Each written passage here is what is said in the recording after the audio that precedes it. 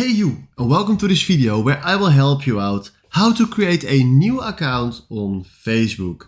And for this you need to open your Facebook application, and from here I'm already logged into an account, but it's exactly the same how you can create a new account when you're already logged into a new account.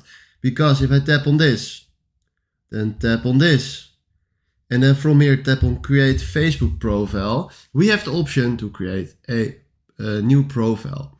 Okay, I want to create a personal profile, so tap on that and then do next. Then tap on get started. Then tap on skip, or you can combine your Instagram account if you want that. Skip again. Then tap in your profile name, help me out.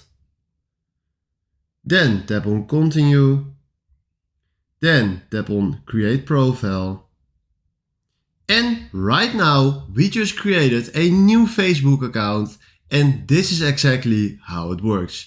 If you find this helpful, please consider subscribing and give this video a like. And then for now, thanks for watching.